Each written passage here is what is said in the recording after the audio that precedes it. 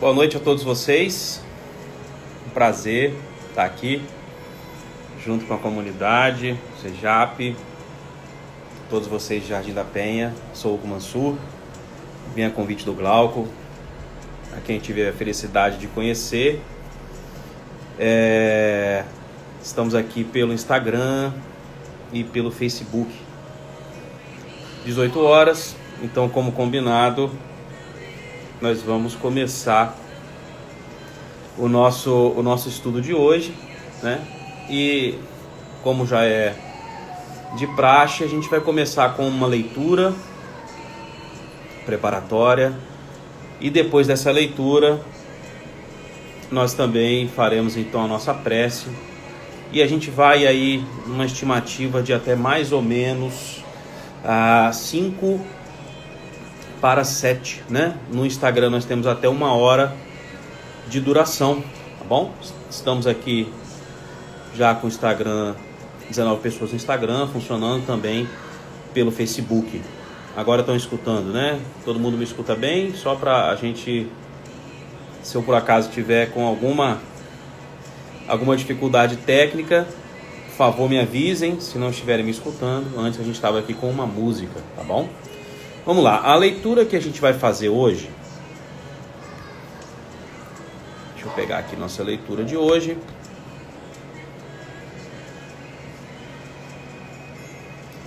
Só um minutinho, tá aqui. Nós vamos no livro Fonte Viva, tá? E a nossa leitura vai ser a lição número 8. O nome dessa lição é Obreiros Atentos. O livro Fonte Viva, ele é de Chico Xavier e Emmanuel, né? Chico Xavier como médium e Emmanuel então trazendo as suas reflexões. O primeiro trecho, que é a citação de Tiago, que Emmanuel retira, é: aquele, porém, que atenta bem para a lei da perfeita liberdade e nisso persevera, não sendo ouvinte esquecido, mas fazedor da obra, esse tal será bem-aventurado em seus feitos. Tiago, capítulo 1, versículo 25. Agora vamos para o comentário que Emmanuel faz em cima dessa citação de Tiago, né?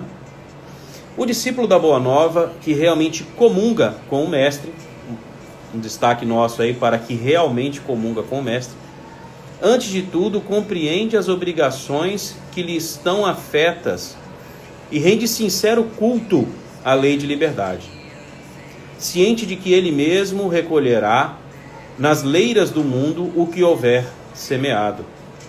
Sabe que o juiz dará conta do tribunal, que o administrador responderá pela mordomia e que o servo se fará responsabilizado pelo trabalho que lhe foi conferido. E, respeitando cada tarefeiro do progresso e da ordem, da luz e do bem, no lugar que lhe é próprio, persevera no aproveitamento das possibilidades que recebeu da providência divina, atencioso para com as lições da verdade e aplicado às obras de que se sente encarregado pelos poderes superiores da terra. Caracterizando-se por semelhante atitude, o colaborador do Cristo, seja estadista ou varredor, seja integrado com o dever que lhe cabe, na posição de agir e servir, tão naturalmente quanto comunga com o oxigênio no ato de respirar. Se dirige, não espera que os outros lhe recordem os empreendimentos que lhe compete. Se obedece, não reclama instruções reiteradas quanto às atribuições que lhe são deferidas na disposição regimental dos trabalhos de qualquer natureza. Não exige que o governo de seu distrito lhe mande adubar a horta, nem aguarda decretos para instruir-se ou melhorar-se, fortalecendo a sua própria liberdade de aprender a aprimorar-se e ajudar a todos através da inteira consagração aos nobres deveres que o mundo lhe confere. Faz-se bem-aventurado em todas as suas ações, que passam a produzir vantagens substanciais na prosperidade e elevação da vida comum. Semelhante seguidor do Evangelho, de aprendiz do Mestre, passa à categoria de obreiros atentos, penetrando em glorioso silêncio nas reservas sublimes do celeste apostolado. Vamos então começar a dar sequência, fazendo uma prece. Eu convido todos vocês para que possam se concentrar como preferirem, né? E aqueles que quiserem fechar seus olhos, a gente convida a partir de agora. Vamos pedir a Deus que possa abençoar esse momento, que possamos estar conectados em mentes e em corações, com o nosso objetivo sincero de estudar e refletir à luz da doutrina espírita. Que nossas casas possam ser iluminadas e de que essa uma hora possa ser bem aproveitada na reflexão sobre nossa reforma íntima. Que assim seja. Meus amigos, estamos aqui então, como eu bem disse, algumas pessoas já chegaram após a nossa abertura inicial, pelo Facebook, estamos aqui também pelo Instagram, temos aqui a Márcia Zanini, que mora no Rio de Janeiro com a gente, muito legal, Márcia. Boa noite, estejam com a gente, todos aqueles que... Eu vou falar o seguinte, se vocês quiserem mandar comentários, mandem. Eu não sei se eu vou conseguir acompanhá-los, mas eu vou fazer o possível para que a gente possa, enfim. Perdão, no Instagram nós tivemos uma pequena falha aqui, voltamos ao normal. Vou fazer o possível para poder ir lendo os comentários de vocês. O nosso tema de hoje, gente... Nosso tema de hoje é como, enfim, sentir a vida, né? É um tema bastante, eu diria que desafiador, né? Por que não? Na medida em que a gente decide falar sobre a vida, né? Eu acho que se nós tivéssemos aqui o restante de todo o ano, ainda assim não seria suficiente para que a gente pudesse falar da vida. Tamanha é a questão que envolve tudo isso, mas a gente vai com essa ousadia positiva. Nós vamos então falar sobre o tema sentir a vida, né? Falando que a vida é algo muito complexo, né? Há quem tente explicar a vida. Eu vou trazer aqui alguns pensadores, vou trazer algumas reflexões sobre isso, né? Porque a vida ela traz uma característica dela que é a impermanência. Todas as coisas mudam a todo momento. Nada é como foi há um minuto atrás. Ou, citando os pensadores antigos, nós não entramos no mesmo rio duas vezes. O que isso quer dizer? Isso quer dizer que nem a gente é o mesmo e nem o rio é o mesmo que a gente entrou. Então a impermanência da vida, ela traz uma série de reflexões sobre o que é a vida. Mas de alguma forma, se a gente para minimamente para observar a vida, a gente percebe que existe uma harmonia em tudo que funciona. Seja no universo, seja no átomo, seja no corpo humano, seja nas relações de equilíbrio, e que essa harmonia nos parece ter, de alguma forma, uma inteligência suprema, algo que seja verdadeiramente superior e que consiga trazer para todo esse funcionamento uma harmonia. Então a vida que é complexa, porque todos nós que somos um pouco mais atentos no planeta Terra nos perguntamos de onde nós viemos, por que estamos aqui e para onde nós vamos. A vida que tem uma impermanência, nada é a mesma coisa de um minuto atrás, você não é igual a um minuto atrás, a sua casa não é igual, os seus amigos não são iguais de um minuto atrás, e ao mesmo tempo existe uma harmonia que nos convida a entender que existe uma inteligência que está por trás de tudo isso. Para nós espíritas, Deus. Se entre nós estiver alguém que não é espírita, fica o convite e a reflexão para estudar também sobre as obras espíritas. Então vamos pegar o tema sentir a vida, a gente vai dividir em dois, tá? Primeiro eu vou pegar o termo vida e depois a gente pega o termo sentir. Vamos começar então a pegar o termo vida e nos questionar, trazer aqui uma interrogação de como funciona a vida, né? Como a vida funciona? É uma pergunta realmente bastante audaciosa da nossa parte, mas é isso que a gente quer essa noite. A gente trouxe um texto inicial Não sei quantos já estavam aqui com a gente quando a gente estava fazendo uma leitura sobre o texto inicial do livro Fonte Viva. Ele fala sobre os obreiros atentos, né? E que fala da liberdade. É isso que o Espiritismo vem trazer para a gente, a liberdade de que a gente vai fazer o que nós quisermos de nossa vida e que também colheremos o que nós quisermos, o que nós tivermos feito, né? A grande questão para mim do Espiritismo, que muito me agrada, é que nós somos convidados a ser o dono da nossa própria vida. Então não tem um padre, não tem um pastor, não tem um sacerdote qualquer que vai dizer para a gente como que a gente deve se guiar. É um convite para essa autolibertação, para essa emancipação de alma, de consciência. Então aqui a gente vai fazer as nossas reflexões, entendendo que todos nós que aqui estamos, já estamos num processo de emancipação de nossas almas. Eu vou citar aqui Paulo de Tarso, que para mim, depois de Jesus, é a figura mais importante no cristianismo, que ele tem o seu jeito de explicar o funcionamento da vida. Uma frase muito conhecida, muito famosa de Paulo de Tarso é: tudo me é lícito, mas nem tudo me convém. Essa é uma proposta de Paulo para que a gente possa observar a vida. Na medida em que ele fala de liberdade, na medida em que ele fala de ação, na medida em que ele deixa para nós um roteiro, deixa uma sugestão de como nós devemos viver. Todas as epístolas de Paulo, elas falam sobre postura, sobre ética diante da vida. Então Paulo faz uma série de reflexões de como ele entende que deveria ser o funcionamento da vida. E essa frase, tudo me é lícito, mas nem tudo me convém, ela é uma forma de resumir de maneira muito didática a proposta de Paulo de Tarso para a gente. Ele está falando de construção de si mesmo. Ele está falando de como que nós vamos nos construir. É uma proposta onde ela deixa você como responsável pela sua própria evolução. Mas diz como que ele acha que essa evolução poderia funcionar. Ele vem dizer o seguinte, que nós temos a liberdade de fazer o que nós quisermos. Entretanto, usa o termo nem tudo me convém. O que nos convém então fazer? Esse é o convite de reflexão individual que cada um tem que ter. Mas a gente vai falar aqui ao longo dos nossos 40, 50 minutos restantes de todas as sugestões de que a gente vai trazer aqui de alguns pensadores. Paulo de Tarso, então, que é o antigo perseguidor dos cristãos, né?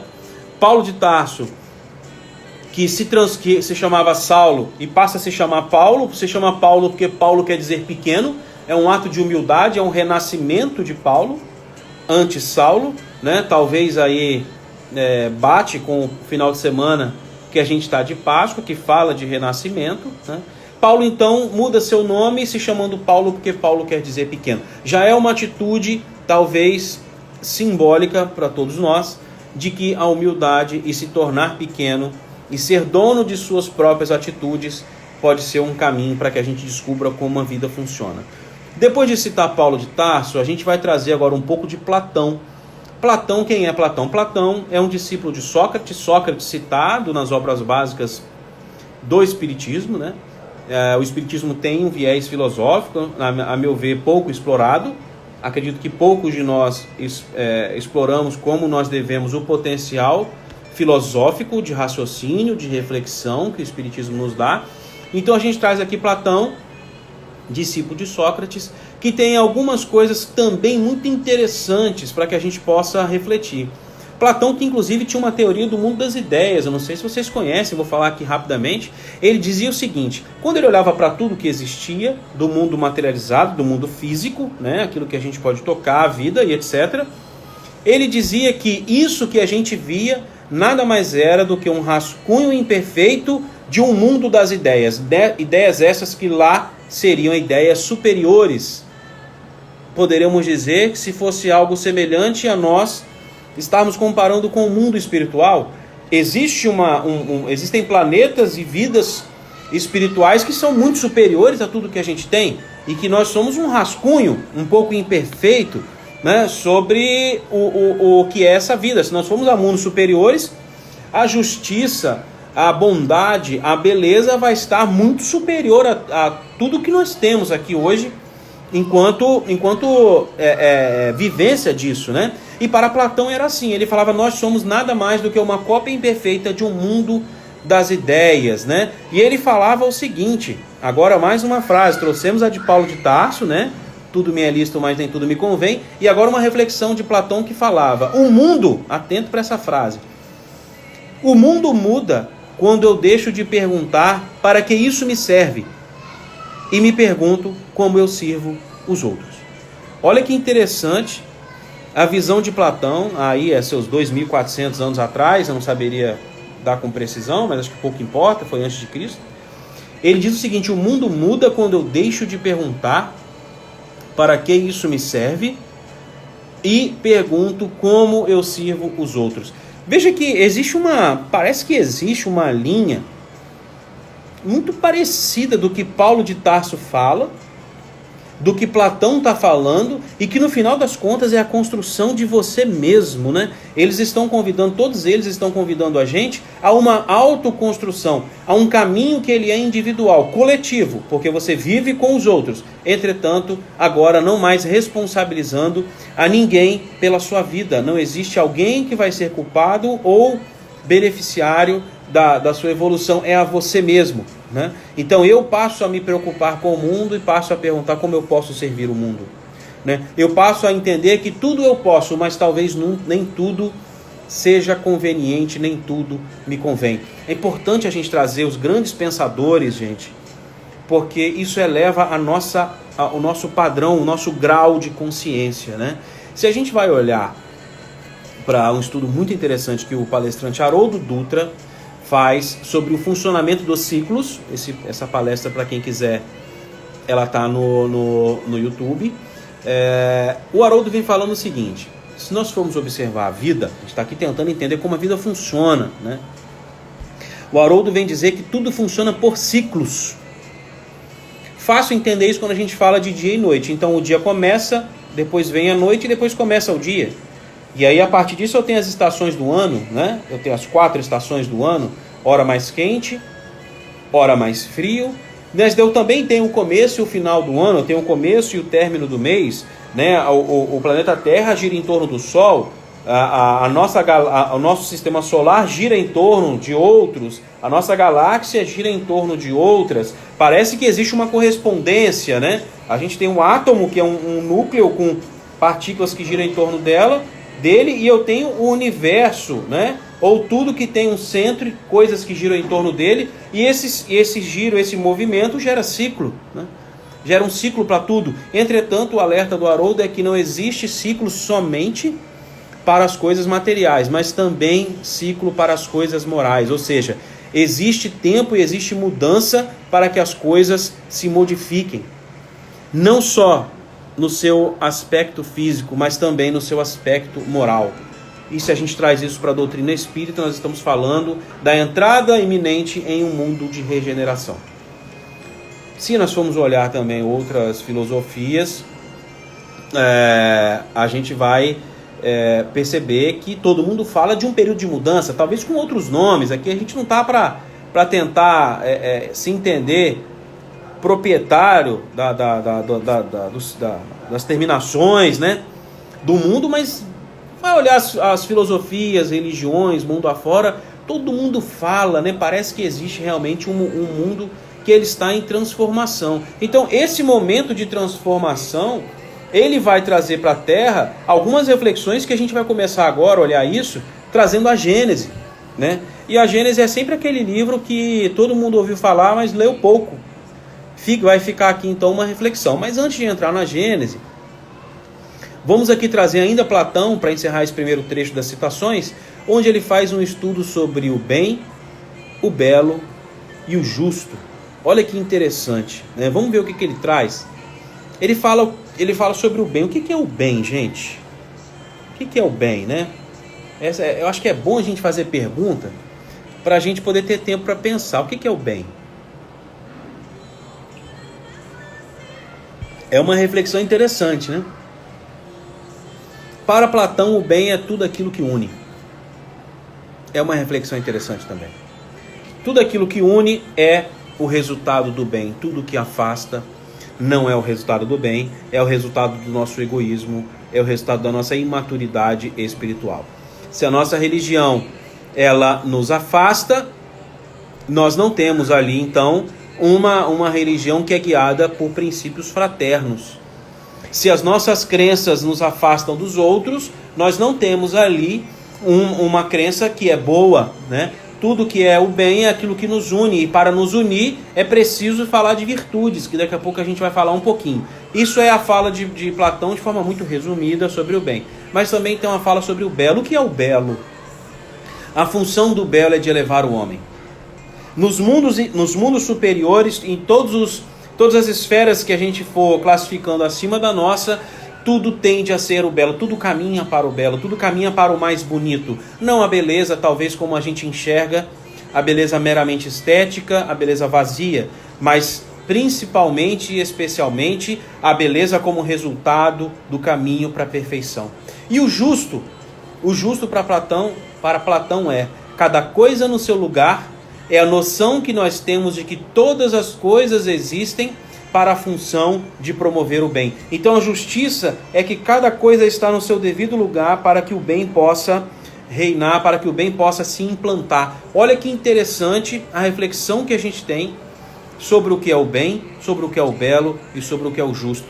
Nesse momento a gente está nada mais do que fazendo aqui uma introdução, trazendo Platão, Paulo de Tarso e os próprios ciclos. Vamos entrar então em A Gênese, para que a gente possa, a partir dessa compreensão de ciclo, nós temos os ciclos da lua, a menstruação, as estações do ano, a nossa idade, né, como uma companheira aqui comentou, já passou o nome dela aqui, eu perdi, mas ela comentou a idade, é uma própria representação de ciclo, e é isso mesmo, né? Vamos então agora ir para a Gênese, no item Sinais dos Tempos, tá? Vamos ver o que a Gênese tem para dizer. Nós estamos aqui tentando entender como a vida funciona, e a gente vai ter agora uma reflexão a partir da Gênese. Eu vou fazer umas leituras aqui e nós vamos comentar sobre o trecho, sobre o item Sinais dos Tempos. A leitura começa assim: tudo na criação é harmonia. Lembra que a gente citou a harmonia lá em cima, né? Tudo revela uma previdência que não se desmente, nem nas menores, nem nas maiores coisas. Temos, pois, que afastar desde logo toda a ideia de capricho por inconciliável com a sabedoria divina. Em segundo lugar, se a nossa época está designada para a realização de certas coisas, é que essas têm uma razão de ser na marcha do conjunto. A gente já começa com um parágrafo aqui que ele por si só já daria para a gente bastante assunto para a gente comentar. Primeiro eu faço um destaque para a harmonia.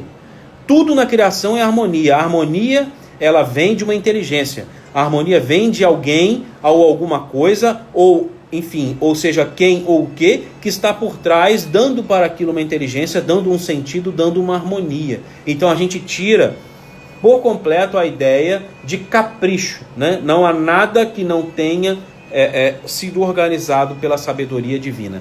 E depois, no segundo ponto, eles falam que tudo que está designado para a nossa época tem uma razão de ser na marcha do conjunto. E a gente para refletir sobre o momento que a gente está vivendo.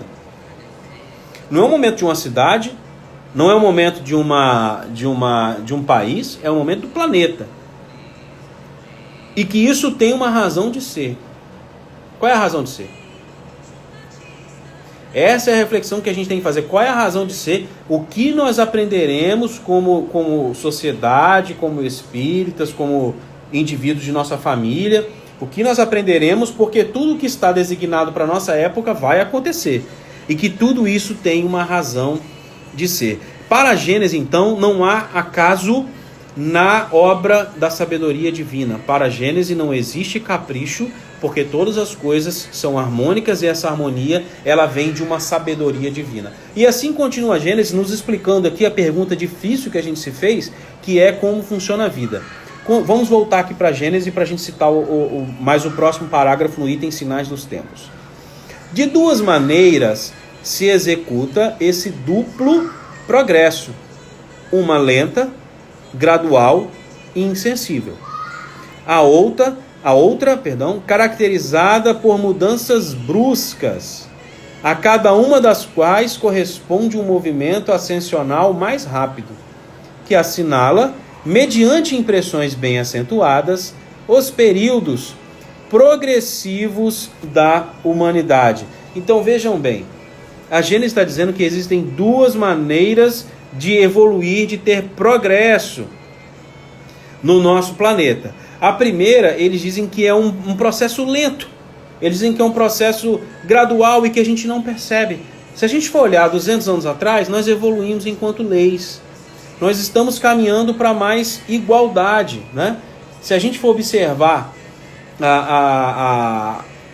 ano após ano, década após década, as coisas foram evoluindo e talvez a gente nem mesmo tenha percebido isso. Então existe uma forma de evolução que ela é lenta, que ela é gradual, ela é suave e ela passa despercebida por todos nós. É como o relógio, que ele segundo a segundo, ele avança e sem que a gente perceba passou o dia, passou o ano, passou uma vida. Essa é uma das formas de evolução, ela é uma evolução lenta e gradual. Mas existe uma segunda, aqui citada, que são mudanças bruscas. Olha que interessante essa reflexão dos sinais dos tempos. E que ele diz que essas mudanças bruscas, eles são para que a gente possa evoluir mais rápido. Isso deixa bem acentuados os períodos progressivos da humanidade. Então, o que tem de brusco na humanidade, se nós considerarmos a harmonia, se nós considerarmos a sabedoria divina, e se nós considerarmos que nada existe por um capricho, tudo de brusco que existe é para que a gente evolua mais rápido. Então não há um Deus que pune, não há um Deus que ficou nervoso, um Deus que está se vingando, não há o acaso, não há gente à deriva, não há um planeta sem harmonia, um planeta sem roteiro de evolução. Isso não existe. O que existe é, por tudo que a gente foi construindo um pensamento, trouxemos Platão, trouxemos Paulo de Tarso, trouxemos a lei dos ciclos, né? O funcionamento pelos ciclos. Estamos agora na Gênese para entender o seguinte: tudo de brusco que existe no planeta é nada mais do que uma forma da gente evoluir mais rápido. E aí vamos continuar, vamos voltar aqui então para ver o que o próximo parágrafo diz, né? Estamos ainda em a Gênese, ok? Ele diz: o progresso da humanidade se cumpre, pois, em virtude de uma lei. Olha o termo lei. Vamos fazer uma pausa aqui. Eu me recordei de uma coisa. A gente precisa entender que lei não é algo para nos punir. Lei é algo para nos organizar e fazer com que as coisas sejam justas. E se existem então leis, eu acho que ninguém tem dúvida disso. Para onde você for, mundo afora, todo mundo fala de lei, né? Lei de evolução, a lei kármica, lei disso, lei daquilo, tudo para onde você vai tem uma lei, né? E essa lei, se a gente entende que ela vem de uma sabedoria divina, não é uma lei qualquer. Se a gente for parar para pensar e comparar a lei com lei de trânsito, imagina você vai dirigir e não quer conhecer a lei de trânsito. Então você não sabe que o sinal vermelho é para você parar. Você não sabe que a faixa passa pedestre. Você não sabe que tem velocidade máxima. O que vai acontecer se você não parar para entender a lei de trânsito? Você vai ter acidente toda hora. Você vai matar os outros, você vai morrer, você vai alejar, você vai trazer tristeza, você vai ter prejuízo. Você vive então uma eterna bagunça, né? E na verdade é exatamente isso que acontece com a maioria de nós, né? Nós temos uma lei que coordena todo o progresso da humanidade, entretanto a gente despreza essa lei. A gente não para entender essa lei. Quando na verdade, se nós dedicássemos um pouco mais da nossa vida a entender e praticar a lei, a gente bateria menos o carro no trânsito, a gente não avançaria o sinal, não atropelaria as pessoas. Então vamos voltar para o termo onde a gente estava. O progresso da humanidade se cumpre, pois, em virtude de uma lei. Ora, como todas as leis da natureza são obra eterna da sabedoria e da presciência divina, tudo que é feito dessas leis resulta da vontade de Deus, não de uma vontade acidental e caprichosa, mas de uma vontade imutável. Então nós temos leis que são imutáveis. A gente tem que sim entender que leis são essas, que leis que guiam, que estão coordenando a vida, porque primeiro, isso dá uma ideia de harmonia e de unidade. E depois, eu posso viver melhor. Eu posso ser uma pessoa mais feliz. Quem não quer ser feliz, gente? Quem não quer se tornar uma pessoa mais alegre? Quem não quer felicidade para a sua vida, né? Eu estava ouvindo hoje o Mário Sérgio Cortella. Ele estava fazendo uma live no Instagram. Nós estamos na época da live, né? Na live, palestra online, enfim, a gente, até como espírita, está aprendendo a evoluir nisso. Eu estava ouvindo o Mário Sérgio Cortella, para quem não sabe, é um pensador atual, né? Um filósofo atual. E ele falava que a disciplina nada mais é do que a organização da liberdade. Olha que interessante isso. A disciplina nada mais é do que a organização da liberdade, não é a perda da liberdade. Não é a perda da liberdade. E as leis, elas nos convidam a uma disciplina, nos convidam a uma evolução. Olha que interessante a reflexão do Mário Sérgio Cortella, isso me marcou na hora. Talvez vocês aqui tenham também alguma dificuldade com disciplina, porque é o meu caso, né? Se não fosse eu não estava nem nesse planeta. Mas nós temos aqui um desafio enorme, que é, primeiro, tem que fazer sentido para a gente que o mundo funciona por leis, porque existe uma harmonia e uma sabedoria divina. Depois de entender tudo isso, nós vamos aqui entender que as leis, elas existem para um convite para organizar a nossa liberdade, e não entender que lei e disciplina é a perda da nossa liberdade. Essa relação liberdade, livre-arbítrio e evolução, ela é complexa, ela pede que a gente raciocine. Porque é fácil que a gente se perca nisso aí. É fácil que a gente vá contra, se torne de repente uma pessoa com uma liberdade descontrolada ou uma pessoa com uma disciplina descontrolada. Porque, não sei se vocês conhecem o princípio do pêndulo, eu vou citar aqui agora eu vou citando aqui ao longo do Coisas Espíritas, de outros pensadores, particularmente gosto muito da filosofia, né? E aí, tem aqui a Cíntia dizendo, disciplina é liberdade, compaixão é fortaleza. Já dizia Renato Russo, citando aqui o músico. Bem legal essa citação.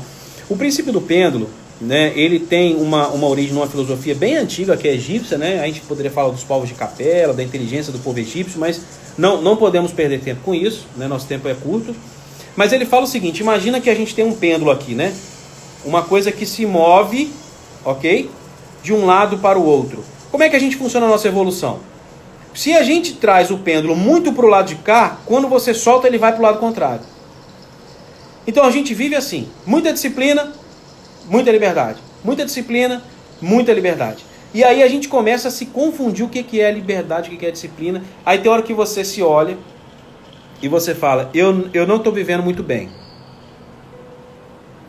Estou desperdiçando minha liberdade, estou desperdiçando a minha vida. Aí você pega e vai uma disciplina descontrolada, descabida, uma disciplina excessiva, né? Aí essa disciplina excessiva você não vai aguentar muito tempo. Porque você não chegou em certos pontos de viver certas coisas. Não somos o Emmanuel ainda. Não somos nem o Chico Xavier. Quanto mais um espírito do porte de Jesus.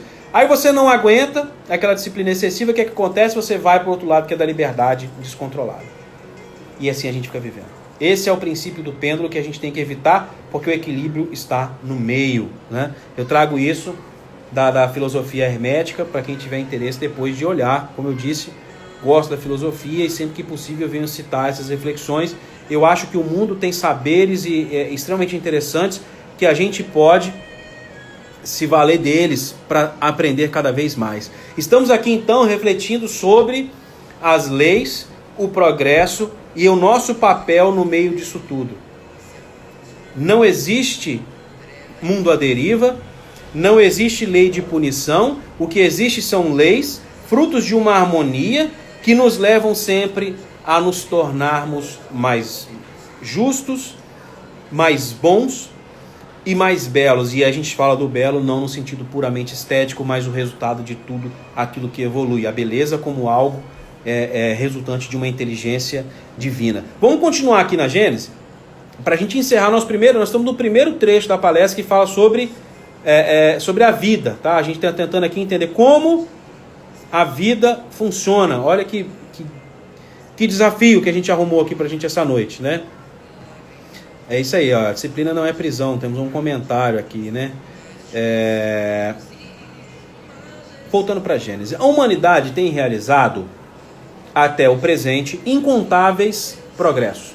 Então a Gênesis vem reconhecer, nós realizamos incontáveis progressos. Legal. Os homens, com a sua inteligência, chegaram a resultados que jamais haviam alcançado sob o ponto de vista das ciências, das artes e do bem-estar material. Então a Gênesis está aqui reconhecendo de que nós, na humanidade, temos uma evolução incontestável sob a ótica da ciência, das artes e do bem-estar material, realmente. Mas eles continuam. Resta-lhes ainda um imenso progresso a realizar. Então tem um passo 2 aqui. o de fazerem que entre si reinem a caridade, a fraternidade, a solidariedade, que lhes assegurem o bem-estar moral. Então a Gênesis vem dizer que nós estamos sim evoluindo, estamos sim em desenvolvimento, entretanto, esse desenvolvimento ainda se resulta especialmente na ciência, nas artes e no bem-estar material, mas que há uma defasagem sobre a ótica da caridade, da fraternidade e da solidariedade, ou, em outras palavras, um bem-estar moral. A gente volta a refletir sobre a lei dos ciclos, que a gente tinha citado anteriormente, e de que existe um tempo para todas as coisas embaixo do céu, né? Isso está em Eclesiastes, ou seja, tudo tem um tempo para acontecer. Seja o dia para acabar e começar outro, ou seja, para nosso planeta evoluir e nós chegarmos em outras esferas, né? Em outros níveis de evolução moral. E essa evolução moral, ela também tem um prazo para acontecer. O Haroldo Dutra tem uma fala muito interessante, que ele diz que a maior revolução do planeta se opera nas maternidades. Eu achei interessante isso. Por que ele fala isso? Ele explica. Ele fala que, na verdade, os seres que estão nascendo já trazem para o planeta uma nova mentalidade. E a mudança ela passa a ser natural. Olha que revolução profunda. É a revolução de simplesmente novos seres que aqui chegam. Para eles faz mais sentido a fraternidade, a solidariedade, nos enxergar como irmãos. Para eles não faz mais sentido o trabalho que explore o outro. As relações de trabalho, elas naturalmente estão se modificando. Não sei se vocês já perceberam isso. Não quer dizer que está perfeito, quer dizer que ela está em desenvolvimento. Simplesmente as novas pessoas que aqui estão já começam a olhar para as coisas diferentes. Né? A gente tem a própria alimentação, o mundo já está começando a refletir sobre a alimentação. Né? Vai chegar uma hora que a gente não vai precisar de matar um ser vivo para a gente comer. Isso está acontecendo agora por completo? Não, mas nós já estamos refletindo. Talvez na próxima geração, mas já há uma evolução de todas as coisas. Né? O mundo está mais solidário, o mundo está mais fraterno. A gente consegue hoje perceber que finalmente, de forma espontânea, as pessoas estão se preocupando mais com os outros. Né? Mas aí a gente volta para Gênesis, para um último capítulo, para a gente encerrar o primeiro trecho nosso, que é a vida. E já são 18h37. Vamos ver como é que vai ser nosso horário. Na Gênesis fala bem assim: mas uma mudança tão radical como a que está se elaborando não pode realizar-se sem comoções. Há inevitavelmente luta de ideias. Hoje não são as entranhas do planeta que se agitam, são as da humanidade. Ele está dizendo que essa evolução ela não vai acontecer de forma qualquer.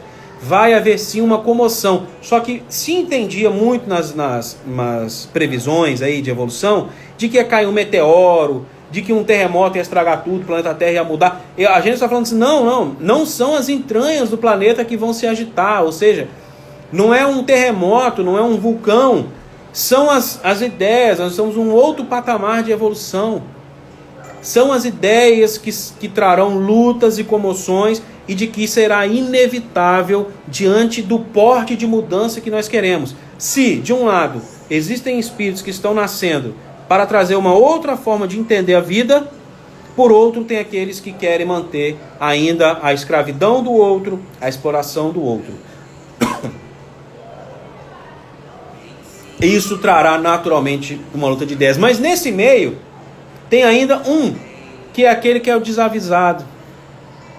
A gente, aqui ó, assim está falando, né? Nos últimos dias, os jornais têm destacado notícias positivas, solidárias no meio da pandemia, é isso mesmo. Há aqueles que são desavisados, gente, que ainda não perceberam que estão com a cabeça lá atrás, uma cabeça de exploração, uma cabeça ultrapassada. A gente tem como espírito a obrigação de refletir nisso. Nós não podemos mais nos manter com aquela cabeça antiga, tem que refletir. A gente tem que melhorar um pouquinho que seja, para entender o próximo de maneira diferente. Desculpem aqui. Vai dar certo. E a gente encerra então nosso primeiro trecho da palestra, onde a gente se dedicou a entender como a vida funciona. Ok? Como a vida funciona? Trouxemos aí a Gênesis, trouxemos o Haroldo Dutra, Platão, Paulo de Tarso. E a gente agora vai então a ir para o segundo e último trecho, que ele é um trecho sobre o termo sentir, né? O nosso tema é sentir a vida. A gente separou primeiro, ficou tratando aqui sobre a vida, agora a gente vai tratar sobre o sentir, tudo bem? Eu vou citar aqui a Lucelena. A Lucelena é uma professora do canal Nova Acrópole no YouTube. Ela tem várias coisas interessantes lá, muitos estudos legais. E ela tem uma frase que me chama muita atenção, que ela fala: o objetivo do ser humano é ser humano. Simples isso, né? Parece óbvio, mas talvez muito reflexivo, né? O objetivo do ser humano é ser humano, e talvez a gente está deixando de lado esse ser humano. E aí vem a segunda Gênese, alguns acontecimentos bruscos para que a gente desenvolva mais rápido isso e que a gente se enxergue diferente. Tem aqui, né, a Joyce dizendo, é um cataclisma moral, porque a gente estava precisando de dar uma parada com o planeta Terra para a gente para refletir. Eu, pelo menos, tenho visto o lado bom de tudo isso. A gente sabe do lado ruim, as mortes, uma série de coisas, né, que tem acontecido, mas a gente tem que olhar também um lado bom, porque a gente já viu que tem harmonia nas coisas. Nós não estamos à deriva, as coisas não estão de qualquer jeito. Se a gente não entender isso, a gente tem que estudar mais um pouquinho, tá? E se as coisas não estão de qualquer jeito, tem que ter um aprendizado em tudo que está acontecendo. E existe sim um aprendizado nisso tudo. O primeiro deles é: nós estamos diante de uma reflexão moral. O ser humano está entendendo o outro ser humano como algo mais importante, porque não poder encontrar com quem a gente gosta está fazendo com que a gente reflita sobre relações de seres humanos, né? Estamos falando de desenvolvimento de virtudes. O planeta Terra tem que desenvolver mais virtudes. E virtude é tudo aquilo que te promove para o alto, que te promove para uma elevação. E o alto, ele é simbólico, mas é real. Tudo aquilo que evolui, as pirâmides eram assim, né? Porque lá no topo estaria a evolução daquele ser. Se nós formos olhar todas as coisas, o céu está no céu por quê? Porque na terra para o céu há uma ascensão e há uma evolução. Existe um simbolismo, né, de tudo o que nós temos, porque nada é por acaso. Nós temos que então que desenvolver mais virtudes. Ou se a gente for trazer uma outra reflexão sobre tipos de amor, o pensador Clóvis de Barros, ele tem um vídeo muito legal no YouTube, que ele fala sobre os tipos de amor. O amor, o primeiro nível, que é o amor eros, é o desejo pela falta, né? É o primeiro ato de amor que existe, a primeira movimentação. Então eu desejo aquilo que me falta, mas à medida que eu tenho aquela coisa, essa falta acaba e eu não quero mais. É aquele amor que ele descarta o outro quando aquilo não mais me interessa, né? É o primeiro nível de amor, é o primeiro movimento. Eu tenho então o amor pelo que me falta. Se eu não tenho aquele carro, eu quero aquele carro. Se a criança não tem aquela boneca, ela quer aquela boneca. Mas à medida em que você ganha o carro, você ganha a boneca, aquilo perde a graça. É o primeiro estágio de amor. Mas existe um segundo nível de amor, que já é o amor filia, é a alegria pelo que eu tenho. Se antes eu era movimentado pelo desejo do que me faltava, agora eu já tenho a alegria pelo que eu tenho. Eu tenho alegria pelo que eu conheço, eu tenho alegria pelas coisas que eu conheço, eu tenho alegria pelos amigos que eu tenho, eu tenho alegria pela casa espírita que eu frequento, eu tenho alegria pelo grupo mediúnico que eu vou, eu tenho alegria por aquilo que eu conquistei, eu tenho alegria pela minha casa, eu tenho alegria eu gosto do meu carro, eu gosto do meu celular, eu tenho alegria pelas coisas que eu tenho, pelas coisas que eu desenvolvi. Mas existe um terceiro nível de amor, que é o chamado amor ágape. Esse amor é um amor cristão, muito bem trazido, exemplificado por Jesus Cristo. Porque lembrando que Cristo é um título, né? Então, aquele que está no título de Cristo, ele nos apresentou o que é o amor ágape. Se no amor eros e filia eu tenho um primeiro nível de amor e um segundo nível de amor, onde o foco está em mim, aquilo que eu desejo e não tenho, ou a alegria pelo que eu tenho, o amor ágape já é um amor onde há um deslocamento de mim para o próximo. E o Clóvis dá um exemplo muito interessante disso. Ele fala: se a minha filha estivesse num hospital prestes a morrer, eu, se possível, daria a minha vida em troca da dela. Vive ela e morro eu. Que tipo de amor é esse que tira de você o centro do amor e passa para o próximo? É o maior nível de amor. É amar o próximo como a ti mesmo. É um outro nível de relacionamento. É o convite que a gente está fazendo para que a gente reflita se nosso amor ainda é aquele do desejo pela falta, ou é a alegria do que nós temos, ou se a gente já rascunha em amar profundamente aquilo que já não somos nós. A gente sai do nosso foco e o foco passa a ser para o exterior. Todas as coisas nos levam para isso, para que a gente saia do egoísmo e do orgulho, que segundo o próprio Espiritismo é aquilo que mais nos atrasa é aquilo que é responsável, são as chagas da humanidade, né? E a gente traz aqui, então, uma reflexão. O que é um espírito atrasado, gente? O que é um espírito atrasado? A gente falou, então, de evolução. Vamos voltar na Gênesis, só que agora no item geração nova. Ele fala, espírito atrasado é a propensão instintiva para as paixões degradantes, para os sentimentos antifraternos de egoísmo. Orgulho, inveja, ciúme, enfim, tudo o que é apego pelo material. É o nível de amor eros.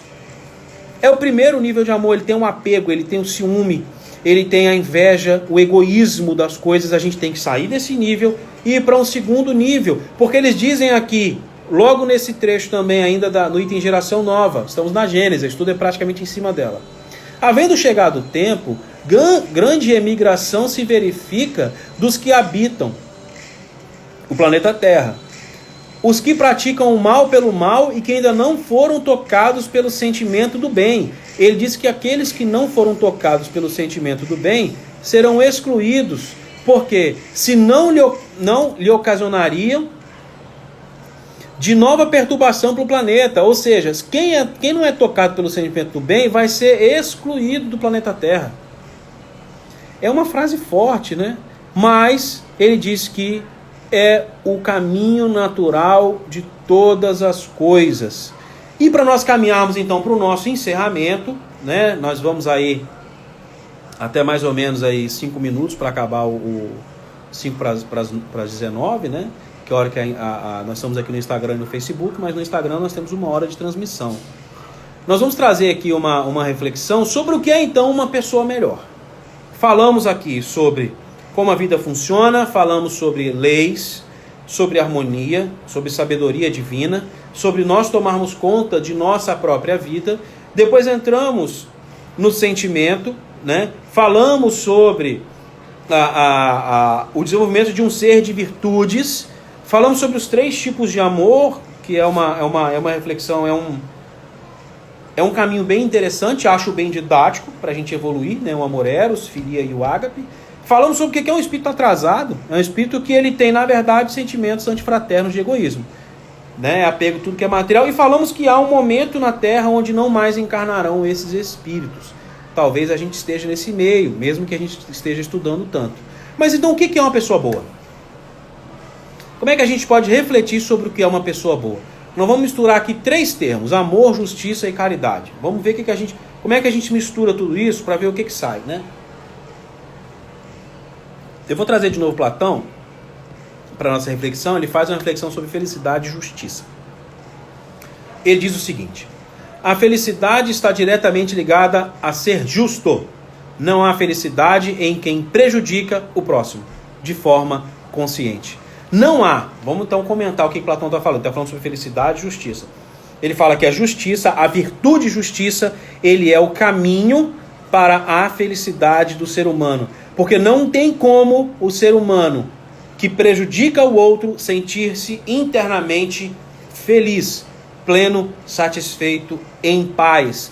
Todo aquele que prejudica o seu próximo pelos sentimentos antifraternos que a gente comentou, de egoísmo, de orgulho, etc., de inveja, de ciúme, esse não será um ser feliz.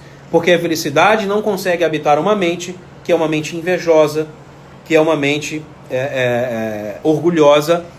E essa mente orgulhosa e invejosa, segundo Platão, não conseguirá nunca ser uma mente feliz. Se a gente vai lá no Espiritismo, a gente vai refletir de novo o seguinte: onde está escrita a lei de Deus?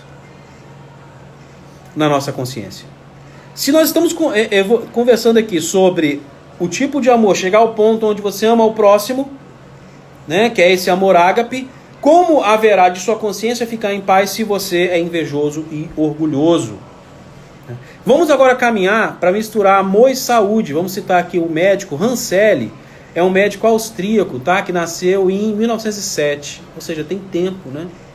Ele mistura amor e saúde. A gente misturou felicidade e justiça com Platão. Agora vamos misturar amor e saúde. Ele diz o seguinte: amar ao próximo é um dos mais sábios conselhos médicos de todos os tempos. Já não é mais uma dúvida para a gente de que a saúde já não é mais uma coisa do corpo físico. É uma coisa do corpo, da mente e do espírito. Já se fala em saúde espiritual há muito tempo. né? A ciência caminha para isso, a saúde mental já é muito aceita e a saúde espiritual está cada vez mais sendo aceita. As casas espíritas estão sempre sendo procuradas por pessoas que querem tratamentos espirituais. Eu já fui no médico, eu já fui no psicólogo, mas eu preciso de um outro nível de tratamento também. Não é um melhor que o outro, são todos eles funcionando. E ele fala que amar ao próximo é o maior conselho, é o mais sábio conselho médico de todos os tempos. Porque o ser que ama ao próximo, o ser que vibra nessa condição de amor ao próximo, ele é naturalmente justo, ele é naturalmente mais evoluído e todos os seus centros de energia, eles conversam com as energias mais superiores, né? E nós vamos trazer aqui, nessa reflexão do que é um ser melhor, o Livro dos Espíritos, na pergunta 886, né? É uma pergunta, para mim, das mais importantes do Livro dos Espíritos. Eu acho que ele diz diretamente sobre uma coisa que nos importa, que é a evolução, né? A pergunta é: qual é o verdadeiro sentido da palavra caridade como a entendia Jesus? Kardec é bem específico, ele fala aqui de Jesus, né?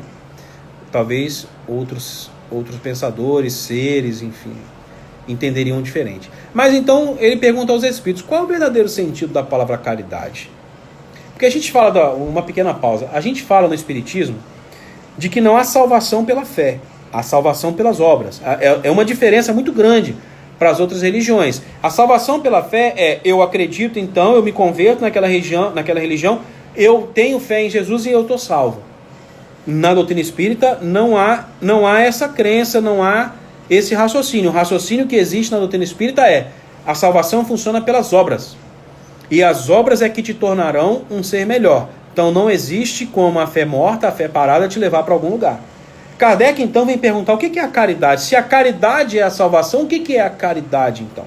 Eles respondem: benevolência para com todos, indulgência com as imperfeições alheias, né, dos outros, e o perdão das ofensas. Esse daqui é um roteiro, a pergunta 886. Se você estiver perdido na vida, eu não sei o que fazer, eu estou triste, minha vida não está boa, vá ler a pergunta 886, porque ela tem um roteiro para que você ache um jeito de viver melhor. Não há nenhuma dúvida de que ser benevolente para com os outros, de que ser indulgente com as imperfeições alheias e perdoar as ofensas vão te elevar em grau de consciência e você poderá habitar os mundos superiores, né? A gente está aqui comentando: o espírito também pode ser reconhecido pelo esforço, o espírita, né, em domar suas más inclinações. É exatamente isso. Eu ia terminar com essa frase, já a gente traz ela. Então a gente está falando aqui que a pergunta 886, ela é aquela pergunta que vem dar para a gente a clareza, a prática da salvação pelas obras.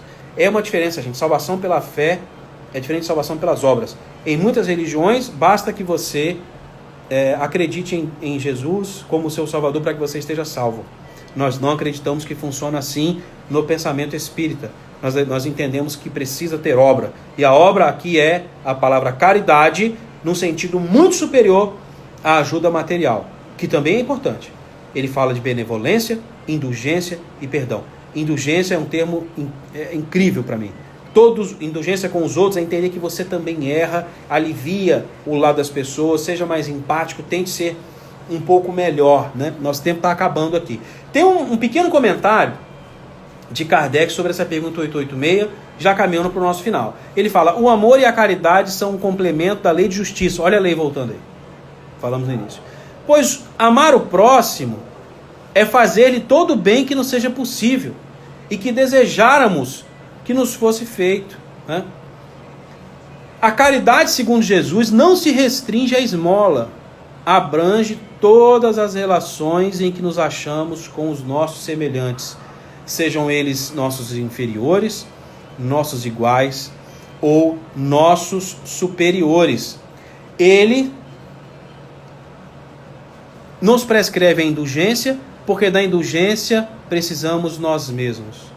E nos proíbe que humilhemos os desafortunados, contrariamente ao que costumamos fazer. Então a gente vai caminhar para o encerramento com a reflexão da pergunta 886, sobre a reflexão de amor e saúde do médico austríaco Rancelli, e sobre a reflexão de felicidade e justiça de Platão, para entender o seguinte, trazendo agora aqui a citação que, se eu não me engano, foi a Cíntia que trouxe. Nós não estamos falando de evoluir de uma hora para outra, tire isso da cabeça. Lembra do princípio do pêndulo: se você começa a correr desesperadamente para evoluir, você não é um espírito superior ainda. Então vá caminhando devagar, vá com certeza, dê um passo, mas dê um passo bem dado para a gente não começar a dar passo, daqui a pouco a gente vai se perdendo.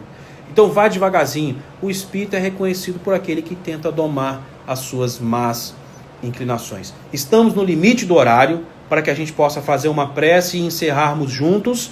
Lembrando que no Instagram nós temos até 1 hora de transmissão. Eu queria muito agradecer a todos vocês.